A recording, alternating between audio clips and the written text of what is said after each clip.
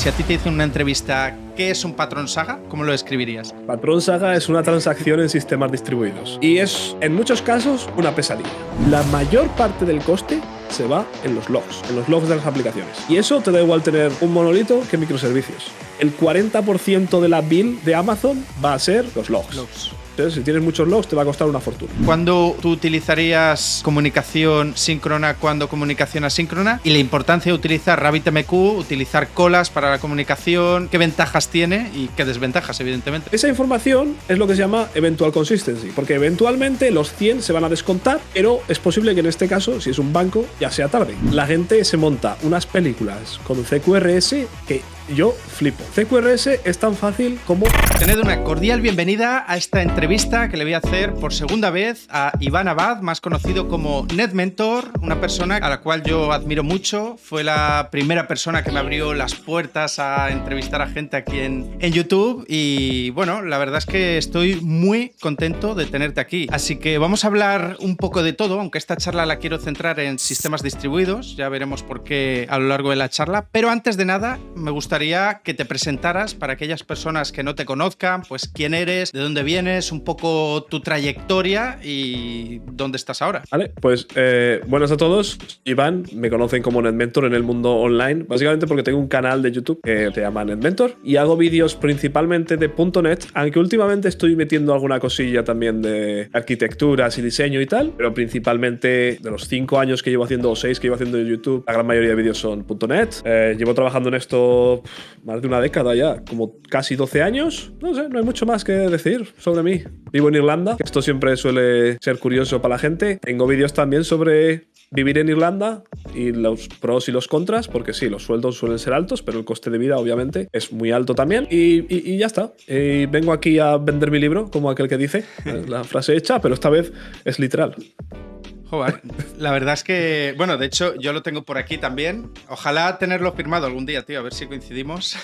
Yo creo que no es tan poca cosa tu trayectoria. A veces pasa que cuando miras atrás ves tanto que dices, bueno, empecé y ya estoy aquí. Y no, hostia, has trabajado para una startup en Silicon Valley, has hecho un montón de cosas y yo creo que también el hecho de crear contenido te ha hecho, o bueno, no sé si a ti te pasa, pero a mí el subir vídeos a YouTube me hace darle más vueltas a las cosas de lo que lo haría si no tuviera que hacer un vídeo para YouTube. No sé si... Esto desde luego, si no tuviera los vídeos de YouTube, no me hubiera ido tan bien profesionalmente. O sea, voy a ser sincero, los vídeos de YouTube dan nada de dinero. Bueno, esto tú lo sabes, pero para los que lo vean, para los que estáis viendo esto, que sepáis que esto sale a pérdidas. Todos los meses YouTube sale a pérdidas. Pero lo que haces en YouTube, a la larga, va muy bien el tema profesional. Ya sea en plan, si haces código, ya no sea porque paras más a cuenta en el código, paras más a cuenta en lo que vas a decir cuando hablas con gente. Todo esto a la larga se va acumulando y mejora pues lo que viene siendo el entorno profesional, que bueno, no da dinero directamente YouTube, pero te da por el otro lado.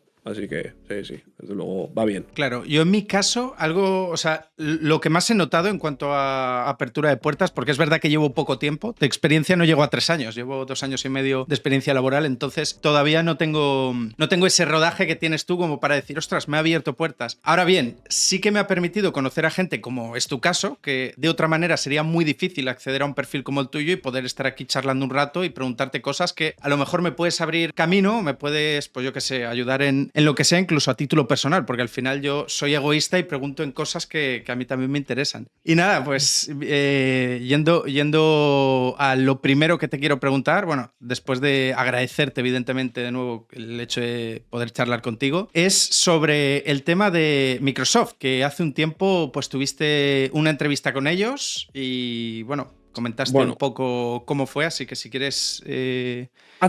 Sí, te comento la historia porque la historia está, en mi opinión, está bien la historia. Entonces, yo creo que estaríamos en 2023. Mandé para aplicar a un puesto de trabajo de Microsoft. Nunca oí nada, ¿vale? Nunca respondieron ni que sí ni que no. Y yo, bueno, una cosa muy rara. De repente, en abril, podría mirarlo en el correo, pero yo creo que sería sobre abril más o menos, me contestan. Y me dicen, me llaman. Y me dicen, oye, hemos visto que has aplicado para esta oferta y que queremos hacerte una entrevista y la entrevista tiene que ser mañana. Y yo, ¿eh? Y de esto igual habían pasado 6 meses desde que apliqué. Y yo, ¿de qué está hablando este tío? ¿De qué apliqué? explicado una oferta. Mira, no tenía ni idea de lo que estaba hablando. Al principio pensaba que era una estafa. Yo digo, esto es una estafa seguro. Pero cuando le dije, va, venga, bien. Al rato me llega la entrevista y era para Microsoft, ¿vale? Era dominio de Microsoft, era todo de Microsoft. Y yo, vale, pues parece que no era una estafa. Hago la entrevista al día siguiente. Y de esto me acuerdo porque fue al día siguiente y estaríamos en abril. Pues pasan yo que sé cuántos meses y no oigo nada, en plan, ni si he pasado ni si no. Oh, no, perdón. Hago la entrevista, que era como la de recursos humanos o lo que sea, ¿no? Esta de un poco de cultura y eso. Y esa la paso y al día siguiente o al otro me llega el test técnico este que hay que hacer, ¿sabes? El coding test del lead code y por ahí, ¿vale? Lo hago, lo paso, sé que lo paso porque está todo, o sea, en la web lo ves todo lo que ha pasado, pero no me contestan de si he pasado, de si no, de si... Nada, en plan, no sé nada. Y pasan 6 meses y sería, yo creo que era noviembre o por ahí, ¿vale?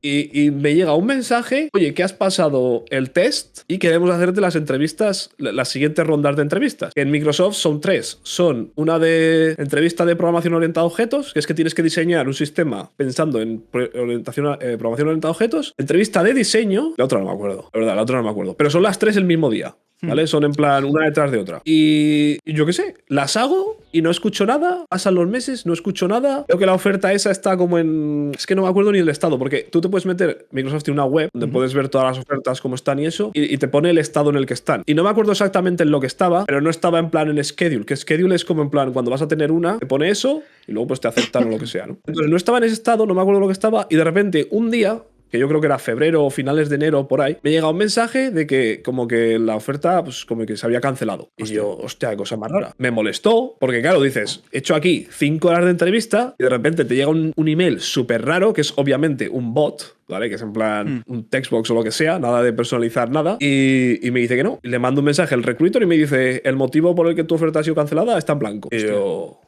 pues no lo sé, yo qué sé. Además me lo dijo así, le digo, oye, pero ¿qué motivo hay? Y digo, porque por lo menos me habéis dicho que no, pero por lo menos sé para las siguientes entrevistas qué tengo que hacer, ¿vale? En plan, dónde mejoro y todo eso. Y me dice, no, el motivo está en blanco, no lo sé. Y a los 2 días es cuando Microsoft despidió a yo que sé cuánta gente. Entonces, lo que yo pienso que pasó es que todas las entrevistas que tenían así como medio aprobadas y no sé qué, las debieron de cancelar y dijeron, no vamos a despedir a no sé cuánta gente despidieron en todo el mundo, 15.000 me parece por ahí. No vamos a despedir a 15.000 para luego contratar a gente, ¿sabes? Simplemente cancelamos a todo el mundo y ya está. Y yo creo que eso fue. Y, a ver, toca las narices cuando te pasa esto. Más que nada porque es en plan, primero que no sabía de dónde venía esta gente. En plan, pensaba que era una estafa. Luego que pasen 6 meses entre prueba y prueba. ¿Qué dices tú? ¿Pero esto qué es? Además son pruebas duras, ¿no? Entiendo. O sea, no es hazme un CRUD de no sé qué. O sea, entiendo que te pedirán algoritmos... Bueno, si has dicho que son 5 horas... La prueba técnica...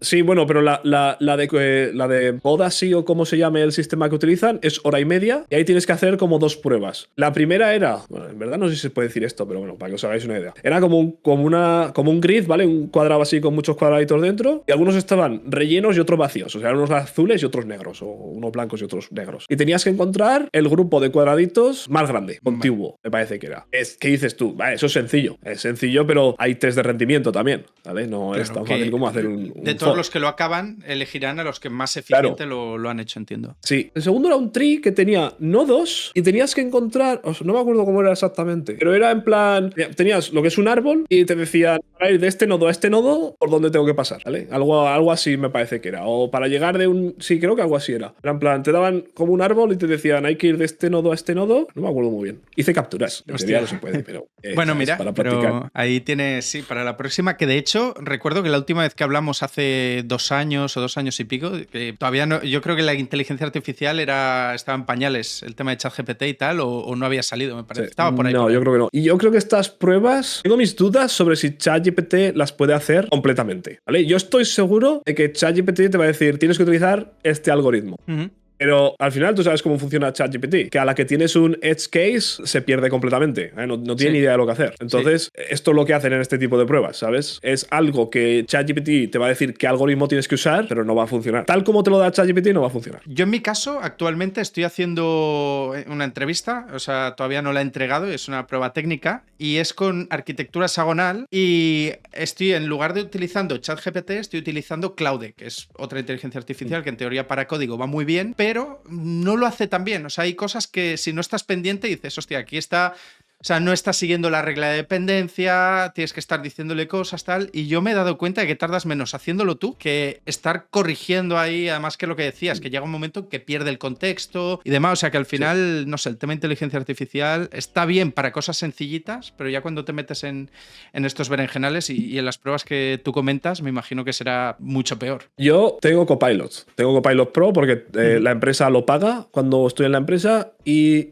con lo del Microsoft MVP me lo dan gratis, simplemente por serlo. Y el Copilot, para lo único que lo utilizo yo es para autocompletar. Porque, sinceramente, cada vez que intento utilizarlo para algo más, no va bien. Todo el código que genera lo tengo que revisar como si supiera que está mal, de primeras, ¿sabes? Entonces, si cojo un cacho de código de 30 líneas de Copilot, tengo que revisarlo asumiendo que hay algo que está mal. Y la mitad de las veces hay algo que está mal. Ostras. Entonces, esto a la que se complica un poco, y como dices tú, a la que tienes arquitecturas y ficheros y tal, nada, se pierde completamente y no hay forma. A mí me hace gracia estos IA bro, Paquito IA o no sé qué IA en Twitter que te dicen la programación va a desaparecer en no sé cuánto tiempo. Y digo, a ver, a lo mejor una página web estática de una peluquería te lo compro, pero ya cuando te metes en un software con servicios a medida, con una arquitectura para cierta seguridad y demás, se complica. Hostia, has mencionado ahora... Bueno, dime, perdón. No, que ya viste lo de los precios de OpenAI, ¿no? ¿Lo viste eso? Que decían, un ingeniero de software va a costar 10.000 pavos al mes. ¿Tú tienes una IA que cueste 10.000 euros al mes? ¿La estás pagando? No, pues no tienes nada que te genere lo mismo que un ingeniero de software. Y eso asumiendo que lo que dicen que va a hacer es verdad. Porque lo del precio sí que me lo espero, que pidan 10.000 pavos. Ya, pero, eso sí. Pero nada, que va. Bueno, ya en la versión más avanzada creo que son 200 o así y bueno, habría que probarlo. Yo no lo he probado, pero dudo que lo que hablamos, que te pueda hacer ahí servicios muy concretos, además teniendo un contexto muy grande. No es algo tan sencillo como empezar algo desde cero y hacerte un jueguecito. Estamos hablando ya de un software en condiciones. Me genera curiosidad, que has comentado hace un rato, el hecho de que eres Microsoft MVP, que de hecho creo que estoy viendo ahí el logotipo en el cuadro ese. ¿Qué es eso? ¿Cómo han llegado a dártelo? O sea, ¿cómo lo tienes y qué te otorga? ¿Te dan como un rango ahí de... como si fueran el LOL, ¿no? Que te da... Sí, Super Saiyan, ¿o qué es? Sí. No, a ver, el Microsoft MVP es un programa de Microsoft como que evalúan a la gente por el trabajo que hacen por la comunidad. Y el trabajo por la comunidad incluye desde responder preguntas en Stack Overflow a yo qué sé, a tener un canal de YouTube como tengo yo y eso, ¿vale? En plan, tú si haces cosas por la comunidad, haces meetups o grupos de meetups y tal. Eso te da puntos, no sé cómo lo valoran internamente, pero básicamente supones que has hecho meetups y eso te da puntos que luego te traducen o no en el MVP. Y básicamente eso es lo que es. En mi caso es creación de contenido en YouTube y luego estoy apuntado a lo que se llama Founders Hub en Microsoft. Básicamente eso son empresas que están empezando, las empresas pueden también optar a algo similar que les da Microsoft como en plan 100.000 euros al año o algo así de Azure de forma gratuita, creo que son 100.000 o 150.000. Entonces muchas empresas empiezan en Azure y tienen acceso a este Founders Hub, que es básicamente que tienen problemas o lo que sea y buscan a un Microsoft MVP que pueda ayudar y le preguntan. Ya he hecho también un par o tres de ayudas y ya está. Eso es básicamente lo que hago yo. Pero desde responder preguntas en Stack Overflow o foros a yo que sé, a cualquier cosa. Se lo dan solo a gente que no trabaja en Microsoft. Y de hecho, ahora mismo es el MVP Summit, que es cuando todos los MVPs van a Seattle y hay como una conferencia y eso, son 3 días de conferencia. Yo este año no he ido por motivos, pues que tuve un hijo hace 3 meses y no... ¿vale? Enhorabuena, felicidades, aunque claro, gracias. Ahora estás en ese momento de efervescencia que claro, es complicado irte de casa un tiempo. O sea, me puedo ir de casa, yo qué sé. Bueno, de hecho este viernes me voy a España y vuelvo el domingo, ¿vale? Porque tengo que ir por temas familiares. Pero claro, no me puedo ir a Seattle 1 semana y media. Pero el año que viene si puedo, sí que iré. Además, he visto más gente que lo tiene, lo van dando por año, o sea, dan unos limitados, entiendo, ¿no? Yo creo que no están limitados, porque debe haber miles. Bueno, no sé cuántos hay, lo puedo mirar si tienes curiosidad, pero hay un montón. Y lo que no me gusta a mí es la forma en la que se otorga, porque hay mucho amiguismo. Vale. Básicamente, alguien que sea un MVP te tiene que nominar para ser MVP. No hay otra. ¿Vale? En plan, antiguamente tú podías ir y te apuntabas y hacían la misma evaluación que te van a hacer, pero sin que otro MVP te apuntara. Y hoy en día, pues no se hace eso. Y hay crítica en la comunidad que hay demasiado amiguismo. O sea que en mi opinión es completamente cierta. Bueno, pero también esto te ayuda a trabajar en networking, conocer gente, lo que veníamos hablando también de crear contenido. Y que a mí me da igual que haya 250.000 MVPs, ¿sabes o no? A mí me da exactamente igual. Pero sí que hay gente que se lo toma como una competición y como si esto fuera, ¿sabes? En plan, como si les pagaran o algo por ser MVP. Es en plan, chicos, si no te dan nada. De hecho, lo contrario. Si solo te con lo que aportar haces... a ti. Claro, te toca aportar, macho. ¿Qué más te da que haya más? Ostras, Pero... no, interesante. Yo lo he visto en muchos perfiles, rollo que la gente se lo pone ahí como medalla y tal, de Microsoft MVP y tal, que evidentemente, ostras, es algo, o sea, ya que te lo dan, yo también me lo pondría porque es algo que entiendo que no todo el mundo tiene y eso pues ya te da un poco de caché, ¿no? Ni que sea. Y eso está guay. Vamos a pasar ahora ya al tema, al meollo. Sistemas distribuidos. Esto ya es material que no va dedicado, digamos, a gente que empezó antes de ayer a programar. Digamos que esto ya es un poco más avanzado, ya tienes que tener unas nociones básicas de programación y a partir de ahí, pues te puedes adentrar en el tema de microservicios, sistemas distribuidos y demás. ¿Qué le recomiendas a una persona, aparte de leer tu libro? Que a mí algo que me ha gustado, te lo he dicho antes fuera de cámara y es posible, lo voy a decir ahora así en voz alta, porque es posible que a mucha gente le pase, que el libro lo has escrito de tal forma, o sea, la gente a lo mejor, al final tú programas en .NET, con C# y demás, y yo me imaginaba tipo como el libro de Clean Code, ¿no? Que son conceptos, pero te ponen los ejemplos en Java. En este caso no, en este caso son todo, o sea, hay ejemplos, hay dibujos y tal, pero son todo conceptos de arquitectura de sistemas distribuidos. Y esa parte me ha gustado mucho, porque yo que programo en Java, puedo aplicarlos a mi trabajo. Otra persona que programe con Node.js, con el framework de Nest, por ejemplo, pues puede aplicarlo. La persona que trabaja con .NET puede aplicarlo. Y esa parte, pues la verdad que me ha gustado mucho, entonces lo quiero dejar claro porque a lo mejor hay gente que se piensa de, esto .NET y ahora tengo que... No. O sea, es sistemas distribuidos, además es un tocho casi 300 páginas. Y la pregunta que te quiero hacer, la primera pregunta con respecto al libro es, ¿qué le recomiendas a una persona que quiera adentrarse en los sistemas distribuidos? Microservicios, llámalo como quieras.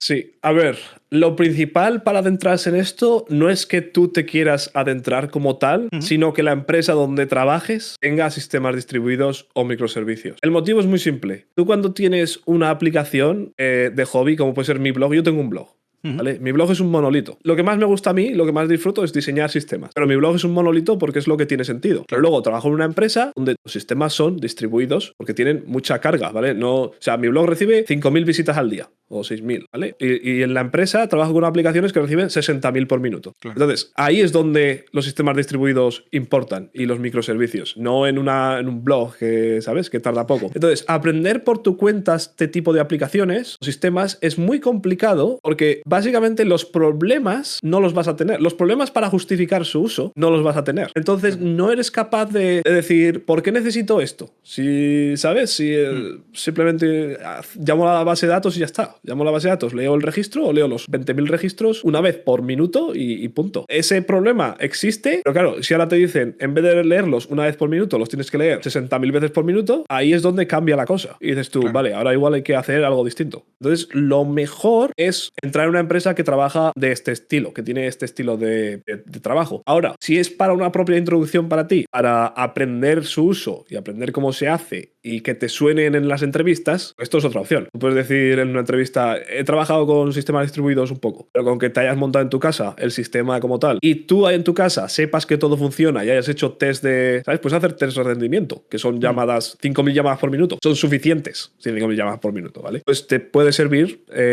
puedes adentrarte un poco, puedes como dar el primer paso en tu casa, pero de ahí a adentrarte bien tiene que ser en una empresa sí o sí, o sea, no hay es imposible en casa, es muy caro. Sí. Además, algo que yo veo es que muchas veces se utiliza sistemas distribuidos cuando no hay que utilizarlos, porque esto es como todo, ¿no? Algo se pone de moda y ahora dicen microservicios, todo el mundo microservicios, arquitectura hexagonal, todo el mundo arquitectura hexagonal, o DDD, y muchas veces en las empresas no valoran, uno, el costo, porque entiendo que es caro implementar sistemas distribuidos, porque normalmente esto es como yo lo veo, ¿eh? Y a mí me lo pregunta en una entrevista y yo diría, a ver, te encarece mucho el precio en el sentido de que tú cuando en AWS, ¿no? Tú levantas una instancia de EC2 o como sea que quieras desplegar tu aplicación y te suelen cobrar por ancho de banda. Entonces tú en un monolito, una persona hace una petición. En un sistema distribuido, una persona te hace una petición al gateway, del gateway va a no sé dónde, del otro microservicio va a no sé dónde, a los logs, tal.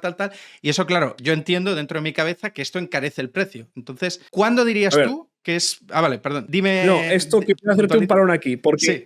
hay que diferenciar, que no se diferencia muy bien porque al final van de la mano, los sistemas distribuidos con los Amazon, AWS, AWS, Azure o Google Cloud, porque tú puedes tener sistemas distribuidos en servidores en local, o o en servidores, ¿sabes? Tuyos propios. Sí, en un VPS Claro, en un VPS, ¿sabes? Por poder te puedes montar sistemas distribuidos. Claro. Lo que pasa es que es complicado y Amazon te da muchas cosas por defecto, ¿vale? En plan, te da muchas cosas que no tienes que hacer prácticamente nada, que por eso es tan caro. Pero lo que quería decir es, muchas veces se confunde hay que migrar a microservicios con sistemas distribuidos, porque los sistemas distribuidos no son solo los microservicios. Los microservicios cosas, ¿no? Como, claro, los microservicios es como la punta del iceberg, ¿vale? Esto es lo que se ve y tú te puedes montar, bueno, si lo quieres tener en hecho, pero lo normal sería tener Kubernetes, ¿vale? O containers en general, o Fargate, que es lo que hace AWS. Tú tienes tus contenedores con aplicaciones pequeñitas, esos son tus microservicios. Pero es que además de eso, vas a necesitar configurar, pues,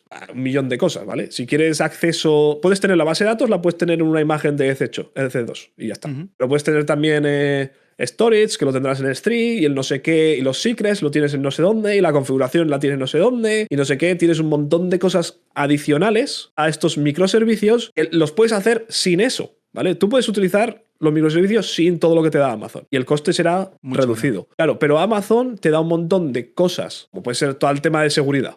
Todo el tema de seguridad te lo da por defecto. La forma de compartir un fichero en S3 te dan lo que viene siendo un, no sé cómo se llama, no me acuerdo cómo se llama, un enlace, que es como un enlace autenticado temporal, ¿vale? Tú entonces tienes un fichero y se lo mandas a alguien, le mandas el enlace y esa persona se puede bajar ese fichero con ese enlace y al cabo de X tiempo eso deja de funcionar. Eso lo da por defecto Amazon. O te puedes montar un servicio que lo haga tú. Pero claro, ¿cuántas horas hay? Claro. Reinventar la rueda. Claro. Entonces, como Amazon da, o Amazon, Azure o el que sea, ¿vale? Da tantísimas cosas, la gente los utiliza. Aún así, si le preguntas a cualquier empresa o a cualquier persona que trabaje en una empresa grande, van a decir que el coste, la mayor parte del coste, se va en los logs de las aplicaciones. Y eso te da igual tener un monolito que microservicios. El 40% de la bill de Amazon va a ser los logs. Wow. Entonces, eso te da igual el sistema que tengas. Si logueas demasiado, si tienes muchos logs, te va a costar una fortuna. Ostras, eso lo había escuchado alguna vez, pero es de estas cosas que te lo dicen, te entra por un lado, te sale por otro, y entiendo que cuando empiezas a investigar sobre el tema lo empiezas a gestionar bien. De hecho, tengo un ejemplo, porque fui a una conferencia antes de Navidades y dijeron que Coinbase, ¿sabes Coinbase? Sí, la de criptomonedas. Esta de las criptos. Pues Coinbase le pagó a Datadog. Datadog es la empresa esta de los logs, básicamente, logs y APM y tal. 300 millones de euros en creo que fue 2022 o 2023. Y lo único que hacen es logs y métricas. Sí que les salieron caros, los logs. ¿Vale? 300 millones de euros. Y dices tú, ¿cómo puede ser esto? Igual hay que mirar a reducir el número de logs que se mandan ahí, porque pues al final los logs es la mayor parte. Y entonces, así a grosso modo, ¿cuándo dirías tú que no hay que utilizar microservicios? Que más o menos ya lo has comentado, ¿no? Pero por resumir y decir, vale, en este caso o en estos casos no hay que utilizarlos y en estos casos pues ya sí que hay que utilizarlos, ¿no? Que entiendo que es cuando recibes pues ya muchas peticiones por segundo, pues ya empiezan a ser necesarios. Pero cuando yo siempre recomiendo empezar, imagínate que empiezas no un sistema, una empresa nueva. ¿Vale? No en plan dentro de tu empresa empiezas un sistema, porque lo más probable es que esa empresa esté ya en microservicios o en cierto, ¿sabes? Estás montando una empresa. Tienes que empezar con un monolito. Empiezas con un monolito modular y vas evolucionando desde ahí. Igual un día te das cuenta de que hay una parte de ese monolito que recibe el 80% de las llamadas, ¿vale? O el 90%. Pues esa parte la coges y la sacas del monolito y la pones en un microservicio. Y lo que conseguirás con esto es que lo tendrás ahí separado, le podrás asignar los recursos necesarios y lo más importante es que podrás escalarlo individualmente. Porque la otra opción es lo que hace Shopify. O sea, Shopify es un monolito enorme. Ostras. No tenía ni idea de eso. He escrito en Ruby, ¿vale? Yo he trabajado en Ruby y Ruby, a ver, hay un dicho que dice Ruby no escala. Pero yo tengo otro, que es con dinero suficiente todo escala. Sí. Porque creo recordar que me lo- contaste la historia que estuviste migrando monolitos modulares a microservicios en Ruby cuando trabajaste en la startup de en la Silicon startup, Valley. sí. Guau. Sí, por eso. Entonces, lo que Shopify hace es, se gastan una fortuna durante el Black Friday Ujú. en tener muchísimas instancias del monolito. En plan, tendrán cientos de instancias, me imagino. Y delante de las cientos de instancias tiene un load balancer. Técnicamente, eso es escalar. De la misma forma de que si tuvieran todo separado, escalarían solo pues lo del carrito de la compra, el no sé qué, ¿sabes? Mientras que Claro. otras partes las escalarían mucho menos. Simplemente a ellos les sale más a cuenta tenerlo todo en un monolito y escalar de esa forma, porque entiendo que su carga extra es solo durante Navidades, el Black Friday y alguna otra fecha. Ujú. Pero si tienes una empresa donde, yo qué sé, algo que funcione solo durante el día, tú sabes que por el día vas a necesitar escalar con respecto a por la noche. Claro. Entonces, es más fácil, sobre todo hoy en día con contenedores y con... Es que por esto es por lo que AWS lo hace todo tan bien. Y por esto es por lo que es la empresa más rica del mundo. Porque básicamente tú les dices, yo quiero que esto tenga una instancia por la noche y escale hasta 15, ¿vale? O 3 instancias por la noche y escale hasta 15. Y ya está. Haces así Y y mágicamente todo funciona solo. ya funciona. ¿Sabes? Sí. Ya funciona. Hostia. Entonces, conforme van subiendo la carga, porque claro, AWS mantiene las métricas de absolutamente todo lo que pasa. Entonces, conforme va subiendo la carga, le dices, cuando hay un 80% de la carga, metes otra instancia. Ujú. Y AWS lo hace él solo y tú simplemente pagas luego. La otra opción es hacerlo tú de forma manual y ya está. Pero básicamente, cuando hay que utilizar sistemas distribuidos es cuando tienes muchísimo volumen y cuando escalar de meter más recursos ya no es una opción, ¿sabes? Porque al final los servidores también son caros y a veces es mejor tener 2 instancias que una muy grande. Entonces, tú, por ejemplo, que te gusta esto de diseñar tema arquitecturas y tal, lo que harías si tuvieras que empezar un proyecto desde cero sería al inicio hacer monolitos modulares, pero preparado, o sea, pensado ya desde el primer momento en que pueda escalar a microservicios para no complicarte la existencia el día de mañana, ¿no? Sí, y no solo por el tema del escalado, sino que cuando tienes un monolito modular, si la empresa crece, aunque sigas en un monolito, es mucho mejor que esté todo separado por módulos. A mí me gusta decir que cada módulo tiene que tener una puerta de acceso como si fuera la API, como si fuera una API, ¿vale? Simplemente estar en el mismo código. Entonces, si tú lo haces así, en vez de ir llamando ¿vale? Porque al final... El problema de los monolitos no es que sean un monolito. El problema de los monolitos es que estás en la parte de los pedidos y necesitas información de los productos y coges, si tienes una capa del repositorio, coges y llamas directamente a la información de los productos, cuando tendrías que ir a través del módulo de los productos. Correspondiente. ¿Sabes? Ostras, esto me recuerda Y ahí es donde se crea el problema. A lo mejor meto la pata en el nombre, los bundle context de DDD, Domain Driven Design, que en teoría tiene que tener independencia entre ellos, entre cada uno de los dominios, y eso muchas veces no se cumple, evidentemente, pero... Sí, la idea es la misma. La idea es la misma. Es en plan, cada cosa la tienes separada, aunque esté junta, la tienes lógicamente separada. Wow, está bien. Con respecto al libro, quiero comentar una cosa también a la gente, y es que he estado charlando con Iván antes de esto, y hay un 15% de descuento con el código div15, que lo tendréis aquí abajo en la descripción, pero, y aquí, a ver, ¿a ti qué te parece? Yo soy muy de... O sea, este descuento es solo con el libro online, o sea, con el libro digital. Pero yo en lo personal soy más del libro físico. A mí me gusta subrayar, tomar notas y más en este tipo de libros y te lo he dicho también antes de empezar, que a mí me va a aportar mucho porque me va a aportar un crecimiento laboral y eso se traduce en dinero a la larga. O sea que si algún día nos vemos, te invito a un buen chuletón por esto. Ahí. Pero... ¿Tú qué eres más? ¿De libro electrónico, libro en papel? O sea, yo personalmente le digo a la gente, oye, si puedes comprarte... También me pasó con mi libro, que verdaderamente si fuera por pasta le saco más margen a un libro digital al final, porque no tienes que imprimirlo, no tienes que hacer nada.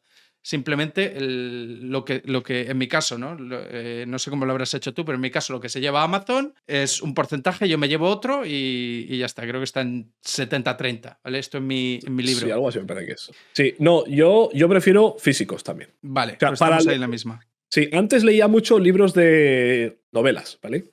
Estos sí que tengo un Kindle y los leía en el Kindle. Pero libros como tal me gusta más y los disfruto más leyendo en físico, libros de programación, no sé por qué. Sí, a mí me pasa lo mismo, incluso los destrozo, ¿eh? O sea, soy de los que papel, boli, tomando notas alrededor, tal, esto, y al final es... A mí lo que me pasa con los libros digitales es que me los pongo en el ordenador, me pongo a hacer algo y me canso de leer. Hostia. Entonces, el mío, lo probé en la Remarkable. Tengo la Remarkable, que es básicamente como un iPad, pero solo para escribir en blanco y negro.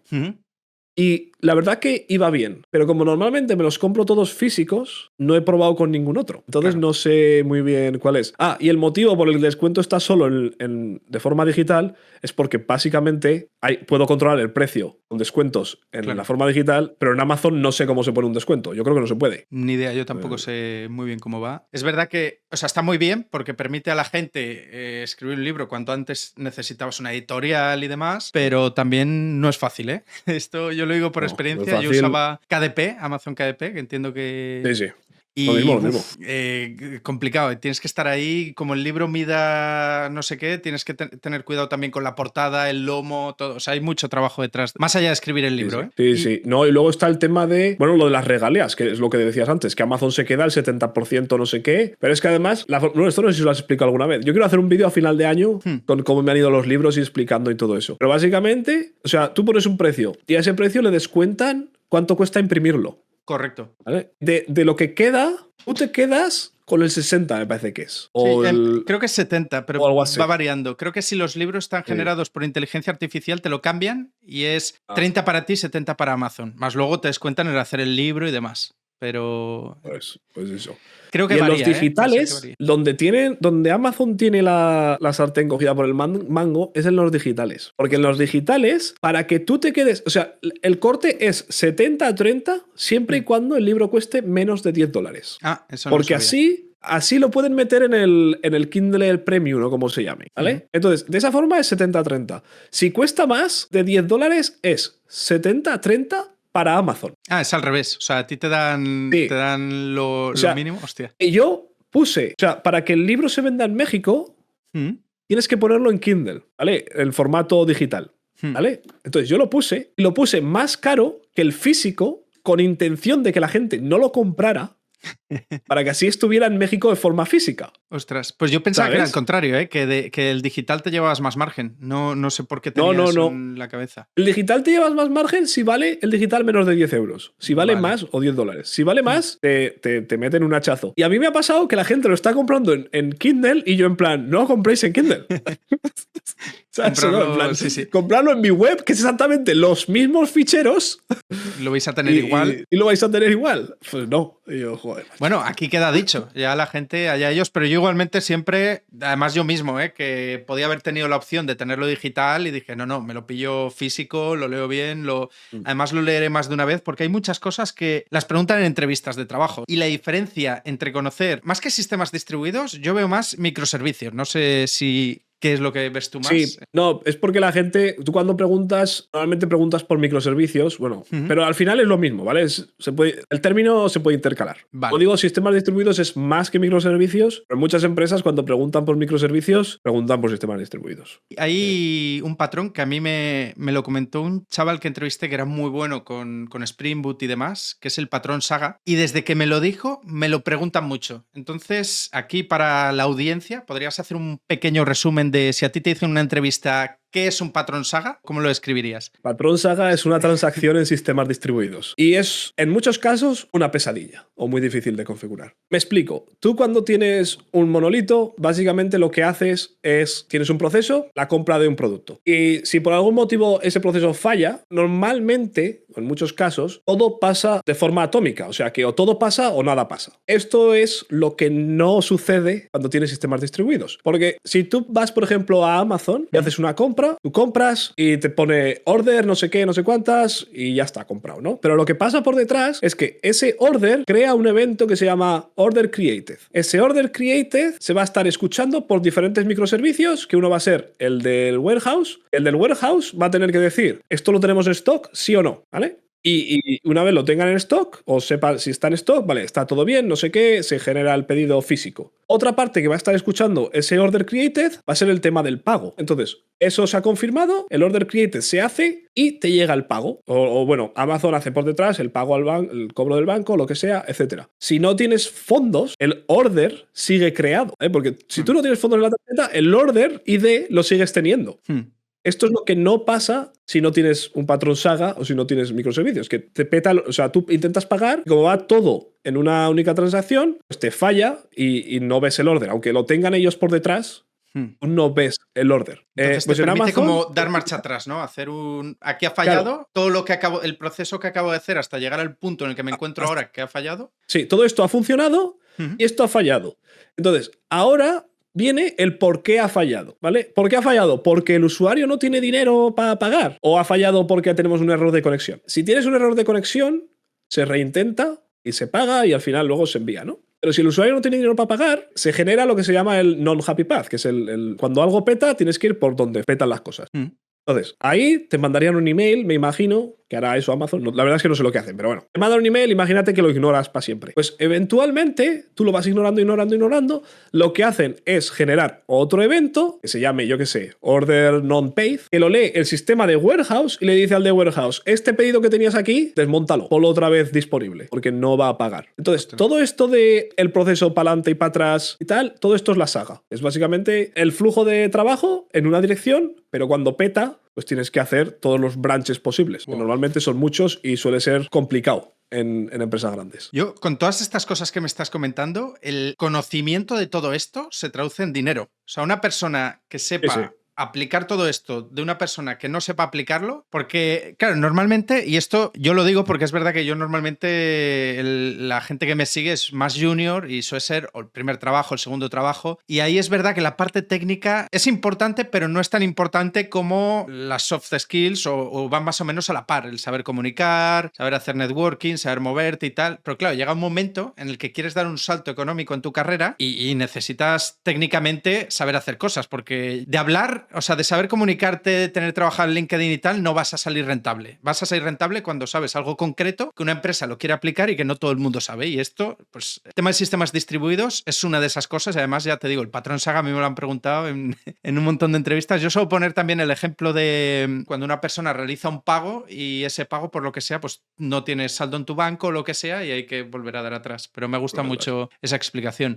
Si te miras el libro, hay otro y me parece que son 15 páginas o 10 páginas de patrón Saga. O sea, hostia, pues lo voy a mirar, ya te digo, encantado. Tengo otra pregunta con respecto a patrones de arquitectura y tal. Y claro, a mí una de las cosas que me preguntan mucho es patrón Saga en entrevistas y otra es CQRS. El CQRS, ¿cómo lo definirías si a ti te lo preguntaran de cara a una entrevista y qué es lo bueno que le sacas? Porque yo más o menos a nivel conceptual lo entiendo, es otra de las cosas que nunca he implementado, pero sí que conozco gente que en entrevistas de trabajo ya para salarios de 80, 90K, fuera de España evidentemente como mid-senior, o sea ya ni como senior, te lo piden en pruebas técnicas y tengo una persona cercana que hace unos meses le tocó implementar CQRS. Entonces, ¿tú cómo lo definirías? La gente se monta unas películas con CQRS que yo flipo. CQRS es tan fácil como separar las lecturas de las escrituras. Y ya está. Esto es punto, es que no tiene más. Esto es coger el código y todo lo que vaya a la parte de lectura, tenerlo en una parte. En un microservicio, en una clase separada, en un módulo, depende del lenguaje que utilices. Y todo lo que va a la parte de escritura, en otro diferente. Y entre ellos no se llaman. Y ya está. ¿Vale? O sea, es tan sencillo como esto. Es literalmente separarlo. Luego, tienes la opción de ir más allá, ¿vale? Porque otra opción de ir más allá es tener la base de datos de lectura y la base de datos de escritura. Que para eso vas a necesitar también sincronizar la una con la otra. Por esto también es necesario los sistemas distribuidos, que aquí entraría otro patrón, que es Eventual Consistency, y Event Sourcing y tal. Pero básicamente, CQRS es separar lecturas de escrituras. Y cuando haces una acción en una API, por ejemplo, en una aplicación,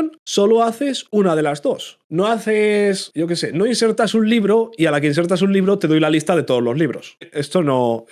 Esto no. Insertas un libro, te respondo o el objeto entero del libro o un OK, ¿vale? Y ya está. El motivo de esto es más eso, ¿no? O sea, realizar solo una de las dos acciones y no las dos dentro de una misma, Sí. de un mismo punto. Sí. No sé lo que pasará en el mundo de Java, pero en el mundo de .NET la gente está obsesionada con que CQRS tiene que ir con el patrón mediator, el patrón mediador, que hay una librería muy famosa en C# que es mediator, y no. Es en plan, no, es que no. Yo es que no entiendo ni por qué la gente los asocia uno con el otro. Yo creo que es que hay. Bueno, creo no. Cuando muestran los ejemplos de Mediator lo hacen con CQRS. Porque para Mediator sí que es más fácil de explicarlo si tienes CQRS. Pero yo a veces flipo con CQRS. Porque es muy simple, simplemente separar. ¿Sabes? En plan, tú, si lo dices así, separar las lecturas de las escrituras. ¿Ves? Es que o sea, no te pierdes tanto claro. en explicaciones y demás. Claro. Y luego puedes ir más allá y puedes decir, en una aplicación muy grande, Amazon, ¿vale? Donde las búsquedas de productos y el acceso a productos va a ser 1000 veces superior a las compras o a la creación de productos, que son básicamente la lectura de las escrituras. Pues en ese caso dices, separo las lecturas, en vez de tener una aplicación o una API para hacer ambas, las separo en dos y eso me permite escalar las lecturas de forma individual y las escrituras cuando las necesite. Pero si tú ya justificas que separas porque es Amazon y tienes 1000 veces más lecturas que escrituras, ya no hace falta que digas el por qué quieres separarlo, ¿vale? Porque ya lo acabas de decir. Algo que había escuchado y ahora estaba dándole vueltas porque, claro, creo que lo tenía también un poco erróneo dentro de mi cabeza, que puede ser que sea verdad, ¿eh? dentro de esto que acabas de explicar, y es que las lecturas se realicen en una base de datos y las escrituras en otra. Me refiero, por ejemplo, las lecturas en base de datos relacional y escrituras no relacional. Por ejemplo, MySQL, MongoDB. ¿Es así o no suele funcionar tan así? A ver, hay de todo. La realidad es lo que he dicho antes. Con suficiente dinero todo funciona. ¿Vale? En plan, sí. A mí lo que sí que me gusta es si vas a tener dos bases de datos separadas, es tener la base de lectura lista para leer. Vale. En plan, tú puedes utilizar DDD, Event Sourcing, Aggregates, lo que quieras en la parte de escritura, que va a tener poco uso. Pero de lectura, la cosa está, si tienes dos bases de datos, tienes que justificar el por qué tienes dos bases de datos para hacer esto. Entonces, la de lectura debería de estar lista para ser leída por índice. Y punto. En plan, tú quieres acceder a los productos, dame el nombre del producto o el ID o lo que sea y lo tengo indexado y es O1 y te lo devuelvo en 0.001 milisegundos. No me hagas una búsqueda por nombre en plan random, ¿sabes? Claro. Entonces, si vas a tenerlas separadas, un motivo para tenerlas separadas. Porque hay muchas empresas que la tienen separadas porque han visto un vídeo en YouTube donde las tenían separadas, ¿sabes? O les ha dicho alguien de la empresa de Amazon o de Azure que las separen porque esto a Amazon y a Azure obviamente les viene que no veas, lo de que la peña tenga bases de datos duplicadas por todas partes. Y claro, lo hacen y luego dices tú, si es que aquí no hay nada, ¿sabes? En plan, no hay motivo para separar esto. Porque el uso de múltiples bases de datos, yo no es que esté ni a favor ni en contra. Es, en ciertos casos, está bien y está mal. Dependiendo del caso. Claro, pero la realidad es que tú le metes más poder computacional a donde estés corriendo la base de datos y ya está, ¿sabes? Y ¿sabes? En plan, a lo mejor en vez de costarte 25 o 30 pavos al mes, bueno, si fuera una empresa grande serían, no sé, 2.000 pavos al mes, a lo mejor te cuestan 2.200, pero eso te cuesta menos que tener otra base de datos duplicada, en fin. Tú sabes. Bueno, que es que todo esto, por eso también está bien pagado, porque cada decisión que tomas es dinero y no estamos hablando de 1.000 euros, estamos hablando de que el conjunto de todo pues puede suponer para una empresa miles o millones de euros, porque al final a lo largo de mucho tiempo, cuando trabajas en proyectos de hace 30 años que están poco optimizados y tal, es cuando te das cuenta de, es que le saldría más barato, que luego tampoco se puede hacer en la vida real porque evidentemente la gente lo está utilizando, pero te iba a decir, tirarlo a la basura y volverlo a hacer de cero. Le saldría mucho más económico rehacer el proyecto entero que mantener esto. Sí, pero no hace falta tirarlo. O sea, no hace falta que... O sea, este es otro tema. Tú cuando migras, a ver, si es una web monolito, o sea, si tienes el monolito con el frontend y todo eso junto, es más complicado. Pero si es una API de terceros que está corriendo ahí desde hace 30 años y la peña sabe que está costando 10 veces más de lo que debería, tú no tienes por qué tirarla y empezar de cero. Puedes ir migrando poco a poco. Claro, parte a parte. ¿Sabes? Migras un endpoint cada vez y ya está. Y al final lo migras todo. Porque si quieres hacerlo todo de golpe, es imposible. Ahí ya está, es imposible. No se puede.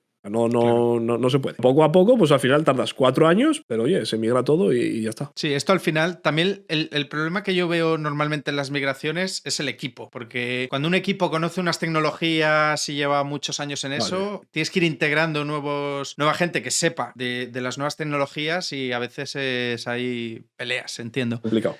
Complicado. Sí, no, es complicado. Y es complicado muchas veces convencer a la gente para migrar de monolitos a microservicios. Porque si llevan muchos años en el monolito, es posible que están muy hechos ya a cómo funciona y no ven el problema. Y añadir microservicios y sistemas distribuidos añade una capa de dificultad extra a todo. Ya no es solo lo que cuestan más, es que hay una capa que es más difícil de hacer todo, básicamente. En plan, si tú tienes un error en tu microservicio, el error es posible que no pase en tu microservicio, que haya pasado 5 microservicios down the line, ¿vale? En plan, más atrás. Y tengas que ir buscando dónde ha sucedido por todos los logs. Y esto es difícil de configurarlo y se pierde muchísimo tiempo a la hora de hacer debugs. Entonces, yo entiendo las dos partes, pero hay puntos en los que hay que migrar y ya está. Claro, sí, al final es barajar, poner una balanza y sobre todo al final lo que más le acaba interesando a una empresa es el dinero y el largo plazo y todo eso. Una de las cosas que yo creo que es muy importante y que al principio cuesta un poco entender es la comunicación entre microservicios, ¿vale? Hay veces que interesa una comunicación síncrona, hay veces que interesa una comunicación asíncrona. Por el vistazo que le he estado echando al libro, tú mencionas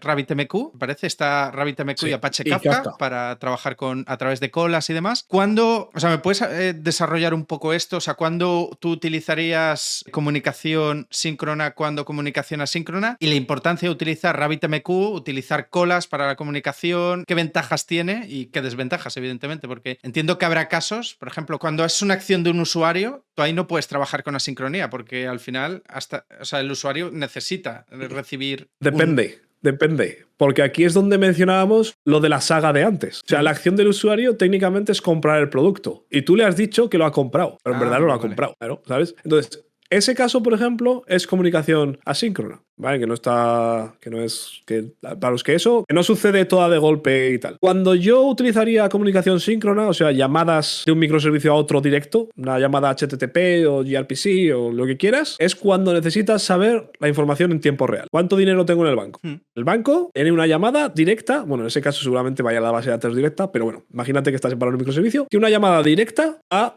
el servicio que se encarga de saber el sueldo de la gente o el dinero en el banco de la gente. La otra opción es la comunicación asíncrona, que es básicamente que todo pasa eventualmente, ¿vale? Esto es lo que se llama eventual consistency. Por ponernos en el ejemplo del banco otra vez. Tú pagas un producto que cuesta 100 pavos. Tú tienes en el banco 1000. Ese pago se tiene que hacer directo. Coger los 100 y decir, descuenta 100 de aquí. Y si no puedes, fallo y no continúo el proceso. Porque si tú hicieras comunicación asíncrona, lo que harías sería payment... Bueno, es que la comunicación asíncrona y los eventos son siempre en pasado. Entonces, esto no tendría sentido hacerlo en comunicación asíncrona, eso va a empezar, pero ignoremos eso. Haces un evento que se llama el pago se tiene que hacer. Y sería responsabilidad del servicio del dinero leer ese evento y descontar los 1000 pavos o los 100 pavos. ¿Vale? La diferencia está en que tú puede ser que tenga un fallo el servicio y no lea el evento y eso no suceda. Entonces, técnicamente, cuando lees el dinero, si lo lees de forma directa, tú seguirías leyendo 1000 hasta que se procesa esto. Esa información es lo que se llama eventual consistency, porque eventualmente los 100 se van a descontar, pero es posible que en este caso, si es un banco, ya sea tarde y haya cogido y haya ido al banco, a la cajetilla esta de sacar dinero, ¿cómo se llama? ¿Al cajero? Al cajero. Y haya sacado 1000 pavos. Y como los otros estaban ahí medio en camino, medio no sé qué, al final acaba con menos 100, cuando no tendría que ser posible. Claro. Entonces, va por ahí. Y luego, la forma en la que se comunican los microservicios cuando utilizas comunicación asíncrona es con eventos. Y estos eventos hay que almacenarlos o tienen que pasar, porque cada uno funciona de formas diferentes, tienen que pasar por algún sitio. Entonces, en el libro comento RabbitMQ y Kafka y voy bastante en detalle, pero hay muchos más, ¿vale? Está Service Bus, que es el de Azure, Event Bus, que es el de esta gente, AWS, y yo he trabajado con Kafka y con RabbitMQ de forma profesional, pero como digo, hay más. Hay gente que utiliza Redis, porque Redis también, que aunque sea una caché, también se puede hacer para esto. Y en una empresa que trabajé utilizaban la base de datos, que nos quejamos, pero como llevaba el sistema 20 años montado, antes de que existiera Kafka ya existía esto en esa empresa. Lo que hablábamos antes, entonces, que llega un momento en el que es Complicado. Claro, entonces pues es lo que hay. Pues eso, son sistemas que se encargan de almacenar de forma temporal, de que un microservicio empuje los eventos ahí y de ahí se encargan de distribuirlos. Y depende de cómo lo tengas configurado, de qué servicio utilices, están los servicios donde se almacenan y ya está. Los puedes almacenar indefinidamente hasta que llega otro y lo lee.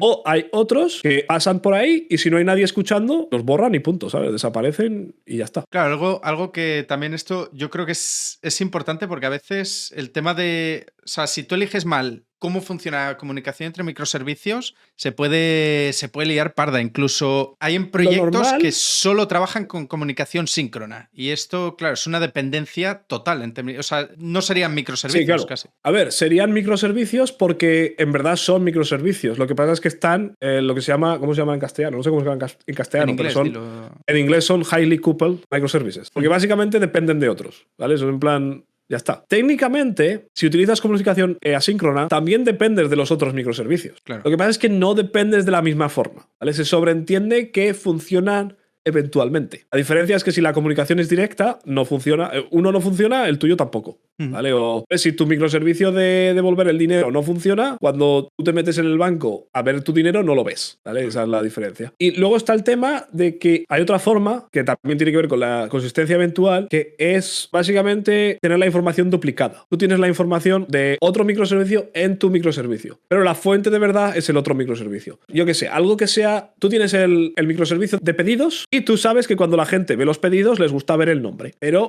toda la información de los productos está en el microservicio de productos. Entonces, tú lo que tienes es cuando alguien actualiza, crea, modifica, elimina lo que sea, un producto, tú escuchas a ese evento y tienes una base de datos de solo lectura, obviamente la vas actualizando con los cambios, pero es de solo lectura desde tu microservicio, donde mantienes toda la información sincronizada. Porque en ese caso te da igual que el producto tarde, normalmente son milisegundos lo que se tarda en leer un evento, pero te da igual que el producto tarde 10 minutos en cambiar de nombre, porque no rompe ningún sistema, no rompe nada, ¿vale? En plan, lo más posible es que no se entere nadie. Entonces, en ese caso... También se hace esto, que es tener pues tu Kafka o tu cola en el medio y actualizar en otro microservicio para que sea solo de lectura. Pues aquí, ostras, algo que la gente va a flipar y es que llevamos hablando ya pues, un buen rato y hemos visto el libro de manera muy superficial. O sea, es que tienes aquí una de temas que podríamos estar hablando casi hasta mañana. Y eso sí. Ya te digo, me gusta mucho porque se nota que dominas, que le has dado vueltas al tema, que bueno, que es lo tuyo. Y esto no es por hacer la pelota, pero antes de la entrevista me he puesto a buscar otros vídeos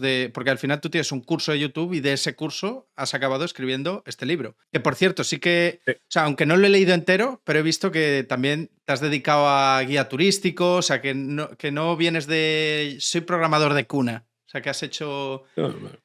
He hecho de todo. Has hecho de todo en tu vida. Y eso, lo que te iba a decir, que en YouTube yo me puse a buscar, y no es por hacer la pelota ni nada, pero el mejor contenido que hay sobre sistemas distribuidos es el tuyo, tanto en español como en inglés. Gracias por eso. En español soy el mejor seguro porque, bueno, no sé ahora, pero hasta hace poco era el único. O sea, ostras, es difícil no ser el mejor si eres el único.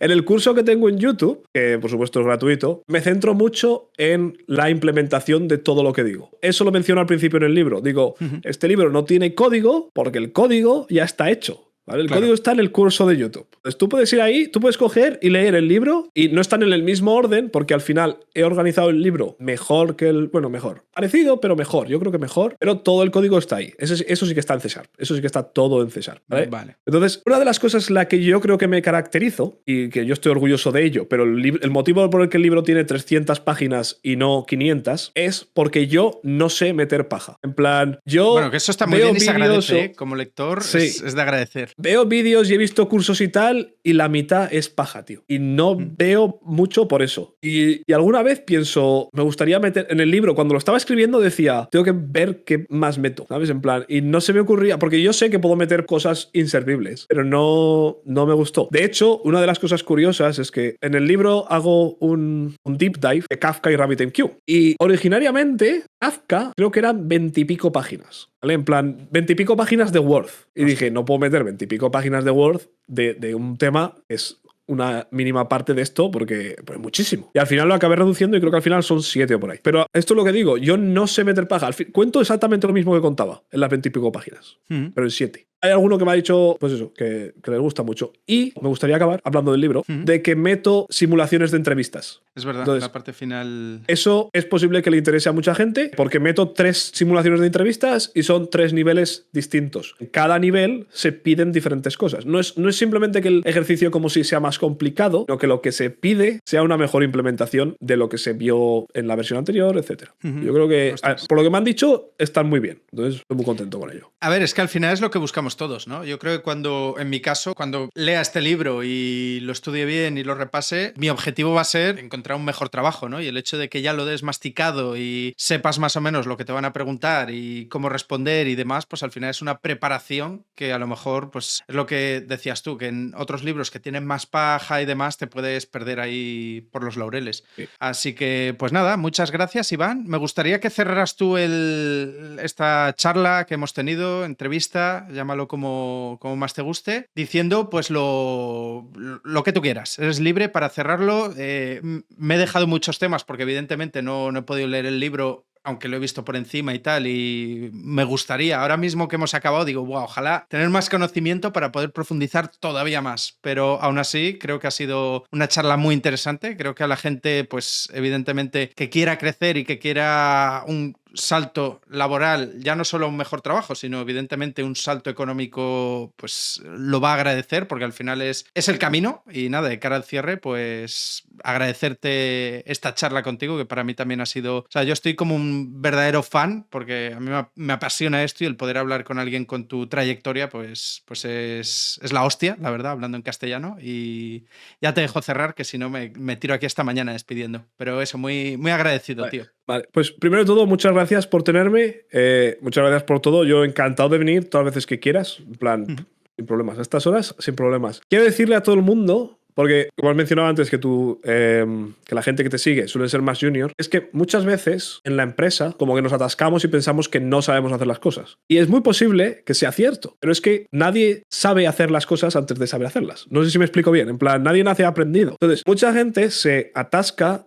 y puede llegar a ser tan malo como pillar una depresión cuando tu trabajo requiere más de lo que eres capaz. La cosa está en que simplemente, en la gran mayoría de casos, simplemente tienes que pedir ayuda a tus compañeros o a tu jefe. Simplemente coméntale, oye, yo no sé hacer esto, o no sé hacer lo otro, no sé, te dicen que te tienes que meter a un sistema distribuido y nunca has tocado uno. No hace falta que sufras, simplemente ve directo y dile, oye, para esto necesito ayuda y ayúdame. Porque tú estás trabajando ahí y no te van a despedir por no saber hacer algo, ¿vale? Esto, tenerlo todo el mundo claro, porque esto es mucho miedo que tiene la gente, es esto de me van a despedir, no sé qué, no voy a cumplir. No os preocupéis, os van a ayudar y os van a ayudar a progresar en vuestra carrera. En plan, lo importante es no quedarse parado y no quedarse atascado. Estáis haciendo algo que no sabéis hacer, ser vosotros quienes os ofrecéis a hacer esa tarea que no sabéis hacer, para así aprender y pues subir en los escalones laborales. Nada, ya está, simplemente eso, que yo es lo que he hecho, ¿vale? Lo que he hecho toda mi vida, cuando no sabía hacer algo, era el primero que quería hacerlo. Y aprendí a hacerlo y se hace y punto. Todo el mundo al final, todo el mundo lo saca. Pues seguiremos tu ejemplo porque al final, oye, viniendo de alguien que ya ha hecho este recorrido, se agradece. Pues hasta aquí el vídeo y espero que os haya gustado. Dejaros un buen like y tenéis en la descripción todas las redes de Iván, tu página web, que también veo que eres muy activo, Twitter, YouTube, todo lo que me des lo voy a poner aquí abajo y evidentemente pues el link a la compra del libro, que bueno, ahí lo vais a tener.